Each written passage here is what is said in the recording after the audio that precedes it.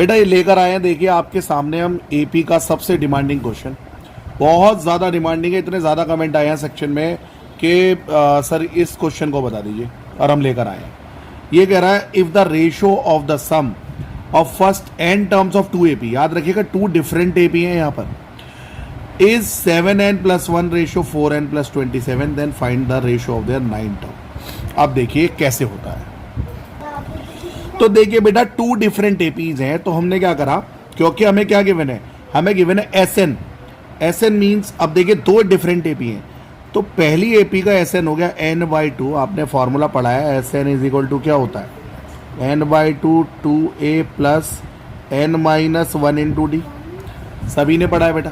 तो देखिए ऊपर आ गया n/2 2a1, अब a1 है क्योंकि दो एपी है, तो पहले के एपी का फर्स्ट टर्म हो गया a1, दूसरी का a2, तो 2a1 plus n-1 into d1, नीचे हो गया n/2 2a2 plus n-1 into 2, n दोनों की सेम है, तो n/2 कैंसिल हो गया, और यहां पर आ गया मैं यहां पर। यहां तक सभी बच्चों को सॉल्यूशन देखकर भी समझ में आ जाता है, यहीं के बाद प्रॉब्लम शुरू होती है। देखो बेटा मुझे चाहिए 9th टर्म का रेशो, अगर किसी एपी की 9th टर्म निकालते हैं ना, वो निकालते हैं a9, तो आप निकालते हो a प्लस 9-1 यानी 8d, यही निकालते हो ना आप। a9 कैसे होता है, a प्लस 8d। तो अब अगर मैं a9 निकालना चाहता हूं रेशो, तो मेरे पास होना चाहिए a1 plus 8d1 upon a2 plus 8d2, ये होना चाहिए मेरे पास। लेकिन देखिए मैंने क्या करा, मेरे पास आ गया जब n/2 से n/2 गया, तो यहाँ पर आ गया 2a1 plus n-1 into d1 और 2a2, होना चाहिए a1 प्लस 8d1, है मेरे पास 2a1। तो इस 2 को भगाने के लिए हम क्या करेंगे, न्यूमिनेटर और डिनोमिनेटर दोनों साइड 2 से डिवाइड कर देंगे, 2 से डिवाइड कर देंगे। यहां पर इन्होंने लगा टेकिंग 2 कॉमन, हम लेंगे 2 से डिवाइड बोथ साइड। तो अब देखिए जब हम 2 से डिवाइड करेंगे इस 2 को भी, इस n-1 को, तो देखो 2a1 n-1 के नीचे 2 आ गया डिवाइड करके, इधर भी 2 से 2 कट जाएगा, जब डिवाइड करूंगा बात वही होगी, लेकिन इधर नहीं होगा। अब ऐसे 2a2 डिवाइड कर दिया।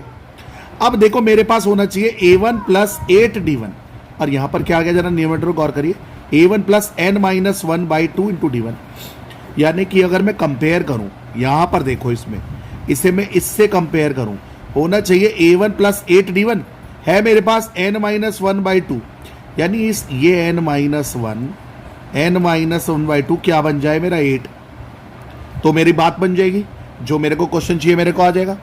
तो अब क्रॉस मल्टीप्लाई कर दो, क्रॉस मल्टीप्लाई कर दो, तो क्या आया, n-1 is equal to 16, n की वैल्यू मेरे पास 17 आ गई। मतलब अगर मैं n को 17 रिप्लेस कर दूं इस कंडीशन में, देखो यहाँ पर, अब देखो यहाँ पर मैं सब समझ चुका हूँ, यानी कि अब मेरे को एक बात पता लग गई कि ये n-1/2 d1 है ना, ये n-1/2 मुझे क्या रिप्लेस करना है 8, तो n आ गया 17, यहाँ तक समझ गए बात। अब ये 17 में यहाँ पर n जहाँ पर मुझे दिखाई दे रहा है, यहाँ पर और यहाँ पर मैं n की जगह 17 रिप्लेस कर दूंगा।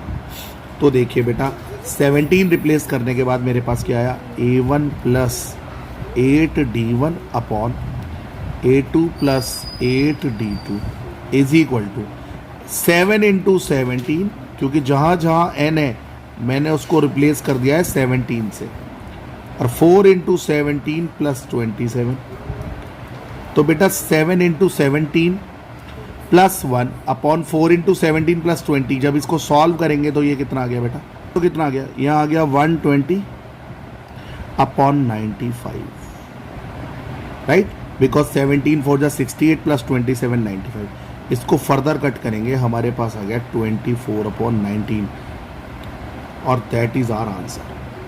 तो रेशो जो 9th टर्म का आएगा वो हमारा आ गया 24:19। एक दो बार आप अच्छे से देखोगे, ये आपको बहुत अच्छे से समझ में आएगा। ओके माय डियर स्टूडेंट्स, किसी भी क्वेश्चन के लिए आप मुझे कमेंट सेक्शन में बता सकते हैं। अगर आपको एक्सप्लेनेशन किसी और क्वेश्चन की चाहिए, सब्सक्राइब और लाइक करके ज़रूर जाएगा, अच्छा लगे।